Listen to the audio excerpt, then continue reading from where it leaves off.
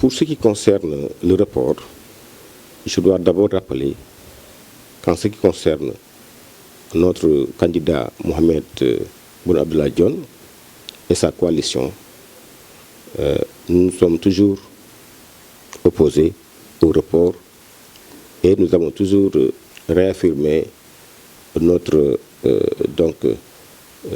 volonté, notre engagement et de voir le calendrier républicain respecté. Donc, nous avons dit que les élections devaient se tenir à date échue. Maintenant, d'ailleurs, pour preuve, même à la veille de la décision de report prise par le chef de l'État, nous étions en train de préparer notre premier meeting d'ouverture à Diourbel. Et toutes les dispositions avaient été prises dans ce sens-là. C'est dire que nous n'étions en aucun cas dans l'esprit ou la lettre d'un report. Maintenant, sur les accusations, très graves d'ailleurs, portées à l'endroit de la haute institution qu'est le Conseil constitutionnel, nous les jugeons suffisamment graves pour que l'institution puisse demander d'abord elle-même que la lumière soit faite, l'institution elle-même, avant même que même l'Assemblée nationale qui a déclenché une procédure avec la commission d'enquête parlementaire, d'ailleurs, ne le fasse. Puisque le Conseil constitutionnel, c'est le juge, c'est le juge électoral, c'est l'arbitre des élections. Sa réputation, son honorabilité ne doivent en aucun cas être entachées.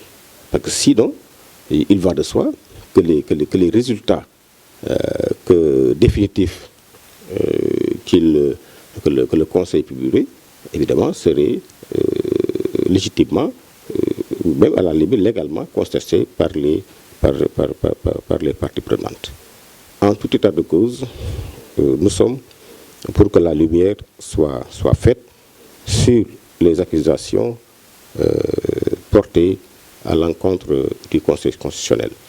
Et sur aussi le cas Karim Wade et sur tous les autres cas, Soham Wardini, et on dit même que d'autres candidats disposeraient de double nationalité. En tout état de cause, nous sommes pour que la lumière soit faite sur cette affaire-là, parce que c'est une institution qui est prestigieuse et qui ne doit faire l'objet véritablement d'aucune contestation valable. Pour ce qui concerne le Conseil constitutionnel, c'est ça la position. Maintenant, nous ne disons pas que les accusations sont vraies, sont fausses. Nous n'en savons rien, mais lumière doit faite pour que nul n'en ignore. Vous savez, nous avons un candidat qui a été Premier ministre pendant 5 ans. Et pendant ces 5 ans, ce pays-là a été stable.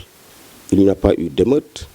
Il a prévenu et anticipé sur des crises politiques, syndicales, tant aussi bien que pendant les 5 ans qu'il a été à la tête de la primature, nous avons vécu un Sénégal apaisé.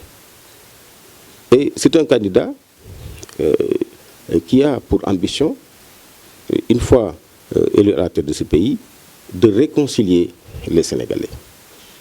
Vous ne pouvez pas avoir été ce Premier ministre-là. Vous ne pouvez pas avoir l'ambition de réconcilier les Sénégalais et donc avoir une autre posture,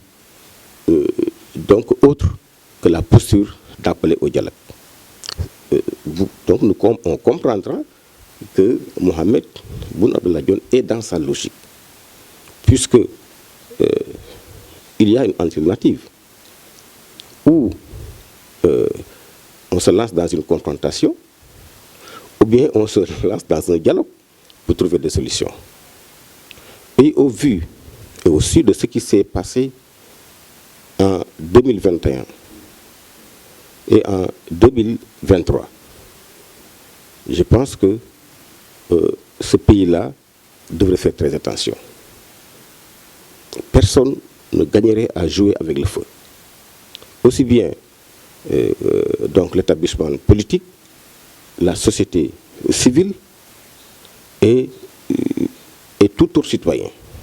Nous devrons nous garder de jouer avec le feu.